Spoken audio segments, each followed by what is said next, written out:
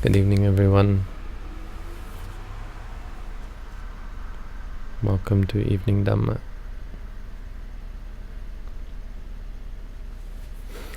Welcome back.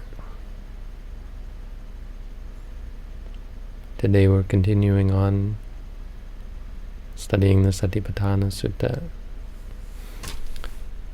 We're in what is called Sampajanya Pabba, or Sampajana Pabba. Pabba means section somehow. What we're looking at is Sampajanya. This concept of Sampajanya, which a lot is made of this word, but in many ways it's just another way of describing mindfulness, or describing the effects of mindfulness.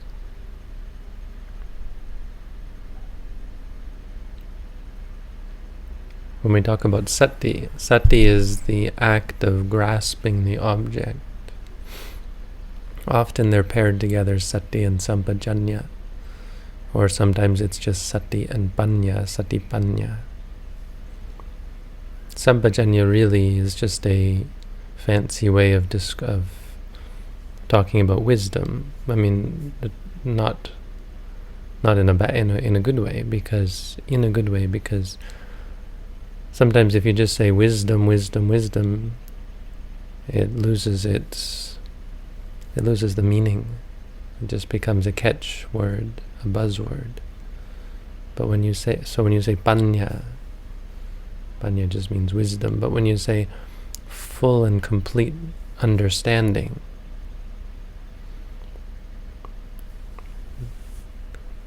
it has a little bit more of a meaning to it.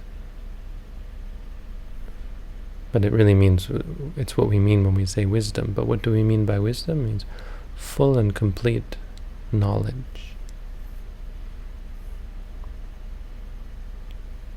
or intensive. The commentary talks about sampajanya as being continuous knowledge, always knowing.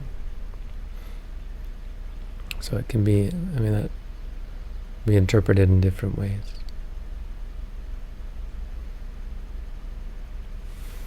But it means knowledge. It means this special knowing. What it means is non-intellectual knowing. It means really being aware of something. Again, it's this... the commentary describes 4 ways of understanding, 4 types of sampajanya, only one of which we're actually interested in. But in order to give an idea of what the word means, or how it's used. So the first is atta sampajanya, knowledge, or full and complete knowledge of purpose. So it kind of means having wisdom about purpose, or wisdom because of knowing the purpose. So you have this clear state of mind because you're sure why you're doing something. So it means knowing the difference between purpose useful and not useful, purpose and purposeless, purposeful and purposeless. Knowing that doing something has benefit, has value, and knowing that doing something is futile, has no value. That's one of the big things, this, in regards to the Dhamma, it's one of the big things that we learn in Buddhism. Learning that killing is not useful, stealing is not useful, learning that ambition is not useful, learning that addiction is not useful, attachment is not useful. And people who practice meditation intensively, their lives begin to change. They stop getting caught up in so much complex activity because they start to see it's not useful. That's not the sampajanya we're talking about in this sutta, but that's a way that it's used. It's a type of wisdom. The second type is sappaya sampajanya. Wisdom about suitability. So suitability is a bit different than purpose. It means something might be useful, but is it useful for me? Right? This is important. There are some things that are just useless. It means no one should engage in them. Greed, anger, delusion, to name the basic ones. But there are some things that are just unsuitable for an individual. Some things are suitable for all individuals. Sati is one. Practice of mindfulness. You can never say, well, I don't think this is suitable. But for some people, different environments are more suitable. The Visuddhimagga goes into some fairly practical examples. For someone who is of greedy temperament, you should put them in a dirty room or a plain and simple room with a broken bed and give them a broken bowl and give them crappy food. Someone who is greedy should have all sorts of bad stuff.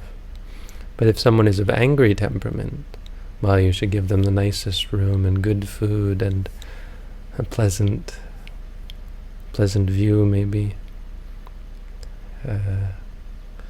Give them all sorts of nice stuff to counter their inherent negativity. For someone who is deluded, I think you shouldn't give them a big room, because their mind will be able to expand. You shouldn't give them a view.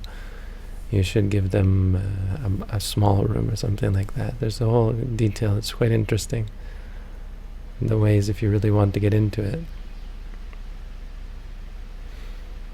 The commentary here gives an example of a person who is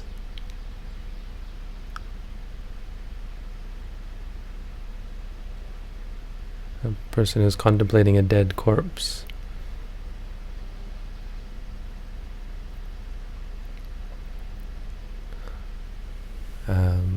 So if you're a male, you shouldn't contemplate a female corpse, because it's not the point. I mean, it goes against the purpose of seeing the loathsomeness of the body.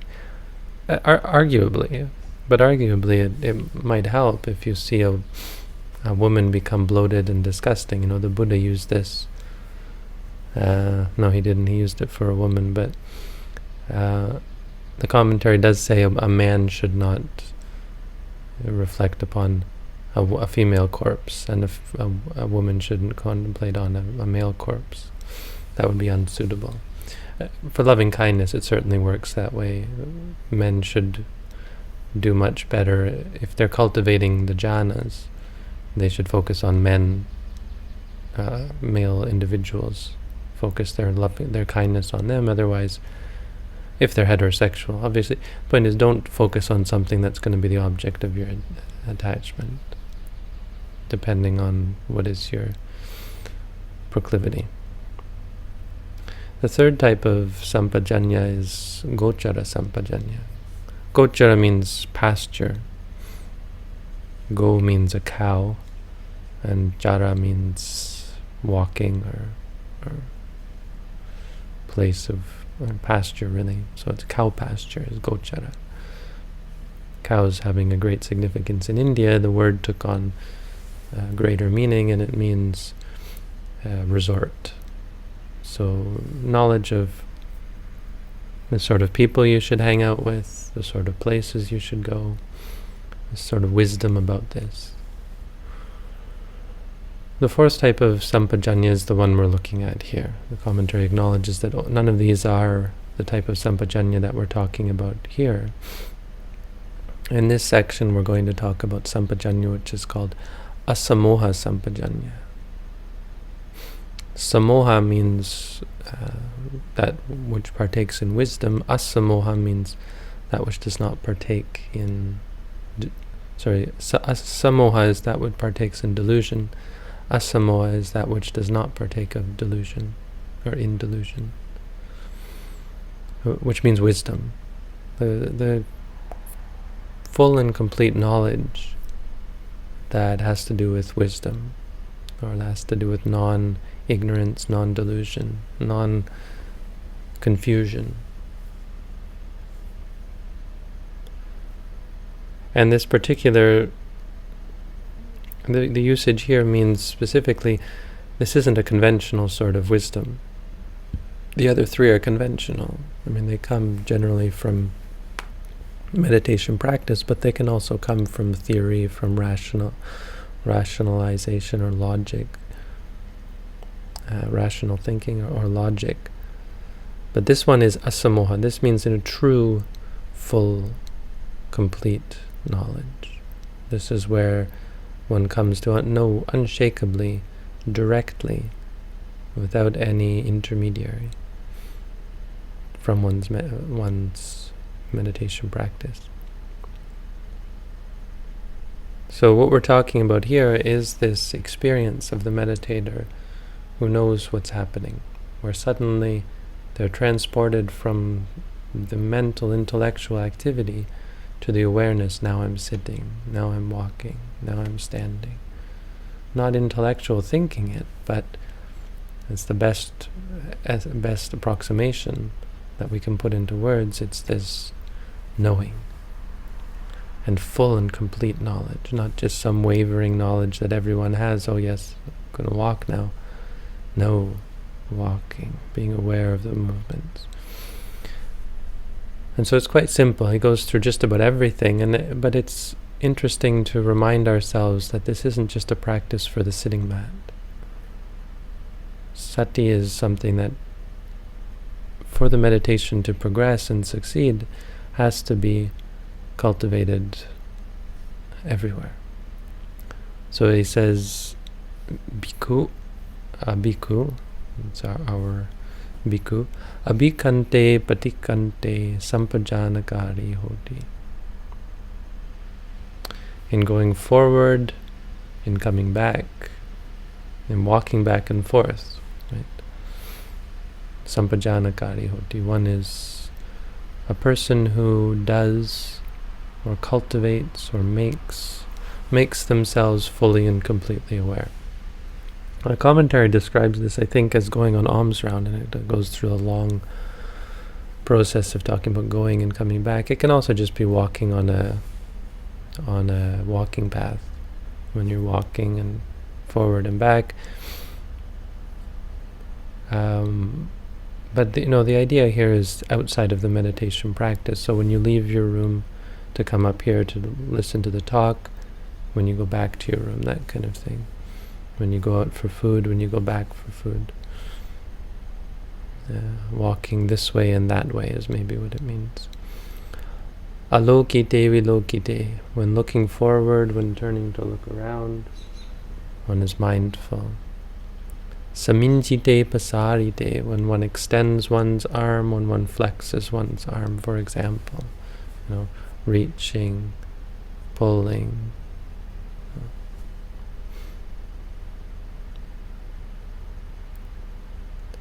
Sanghati patta jivara dharane sampajanakari hoti. When one is carrying one's coat, some sangati is the monk's coat. Patta, bowl, jivara, other robes. Carrying, when one is carrying something, carrying one's bowl and robes, really. For monks, those are the belongings. So when you go to pick up your robes, picking it up mindfully. These things that we have to do on a daily basis. Doing it with mindfulness, with clear awareness. So your mind isn't somewhere else, your mind is there too. When you're carrying something, carrying your bowl on alms round, you are there with it. The mind is there too. It's not the body carrying and the mind is doing something else. Asite pite kaite sahite. When one eat, in regards to what is eaten and drunk, swallowed, tasted, sampajanakari hoti. When eating and drinking, Eating meditation is a wonderful thing. I encourage it for all meditators and people interested in mindfulness meditation. Chewing, swallowing. I mean, you've got nothing better to do. Why don't we actually be there when we eat, instead of eating and letting our minds wander and get preoccupied just with the pleasure of eating? Why don't we actually be there, chewing? It's quite a enlightening experience. And here's my favorite one, I think, is Uchara Pasava Kamme Sampajanakari Hoti.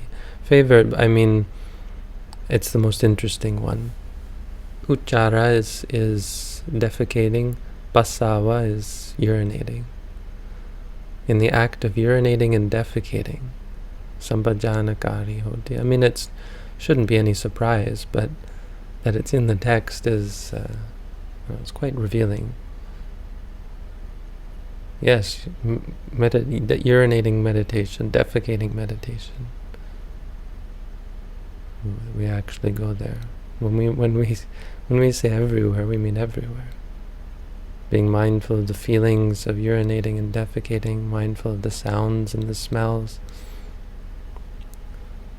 Gate tite nisine sutte jagarite bhasite tuni bhave. When walking, when standing, when sitting, when lying, when awake, when waking up, when speaking, when staying silent. Speaking, bhasite. Are you aware of your lips moving? Are you mindful of the thoughts and emotions going through your mind when you talk? It's a difficult one. But are you here? Are you present? If not, when you're not meditating. It's quite revealing to think this isn't a 1 hour a day thing. For a person who is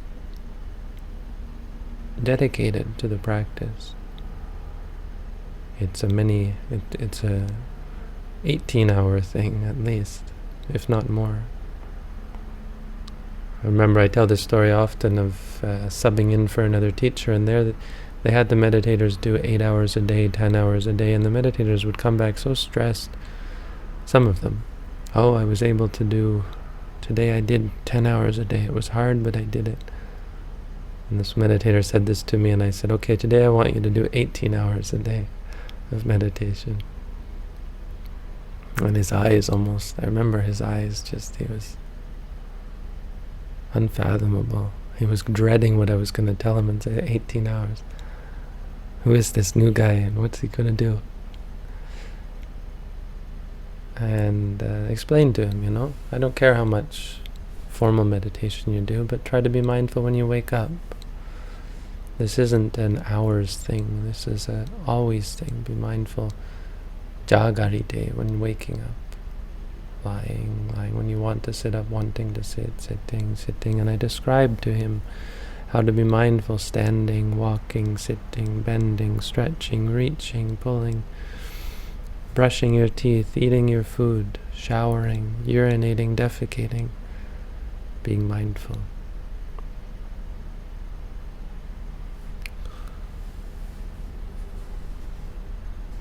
It's an all-the-time thing.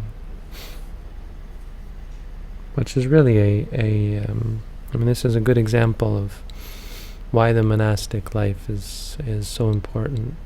Not for everyone, but important to have as a means of dedicating yourself in this way.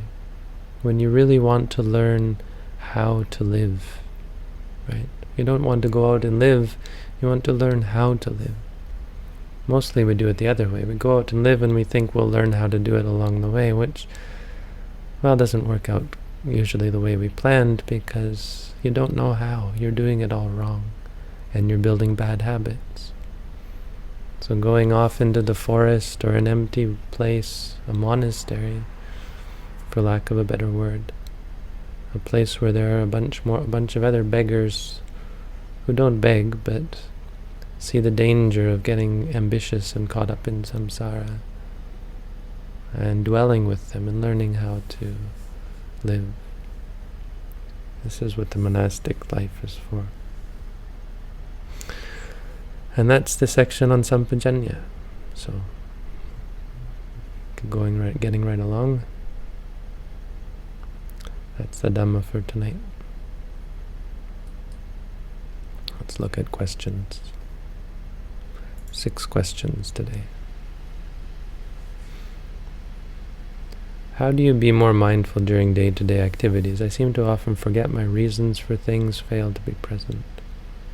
Well, best way is to do an intensive meditation course in all ways, because it, again, teaches you how to live rather than having to go out and live and try to work it out. When you're here, you don't have anything better to do. So being mindful is, it's an easy thing to cultivate. But failing doing an intensive course, well, again, very much as I just said, you learn how to be mindful of just about everything you do. Saminjite, pasarite, stretching, flexing, everything you do. Does insight lead to tranquil states? Yes, insight leads to the ultimate tranquility of nibbana, which of course leads to mundane tranquil states as well. What is the meaning of knowing mind? Do we have to mentally recite rising and falling, or is it just to be aware? Well, the problem is, if you're not reciting rising and falling, it's very hard to just be aware, right? Without that practice of grasping, of concretely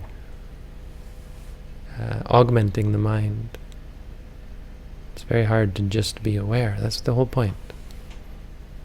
And people go the other way and say, we don't have to use these words, we're just going to be aware. Well, if the mantra isn't present, that's what the mantra is for. What is a Buddhist point of view on love? Well, there are many kinds of love. It's really just a word, and it means different things to different people in different contexts. What does Buddhism say about love of another in a relationship? Is it wrong because of clinging? Well, the love isn't wrong, but the clinging is technically wrong, because the clinging is what's going to lead to suffering. The love won't. Don't they love everyone equally? Yes, loving everyone equally means not preferring one person over another, and thus not being upset when you can't be with the one you are attached to. So again, love and attachment from a Buddhist point of view are two very different things. As a byproduct, does vipassana make you a more creative person, not a smart person? In the short term, maybe if creativity is a part of your ambition, it'll definitely allow you to focus your creativity. Eventually, I would say it makes you very uncreative, because you have no desire to create anymore. But that's sort of more long term. Eventually, you have no desire for anything. You're just happy and at peace.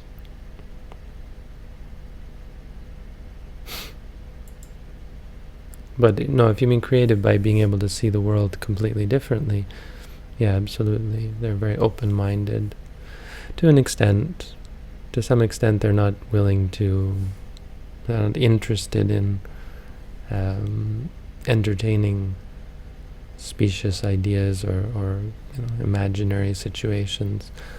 But to the extent that they're willing to, they're perfectly open-minded, perfectly able to imagine things. Schopenhauer says, besides becoming a monk, you can experience bouts of escape from the will to life through immersing yourself in art and philosophy. What do you think? Again, I don't think much about Schopenhauer, so I'm going to take the easy way out and just say, not my sort of question. Okay, that's all the questions. Thank you all for coming out. Have a good night.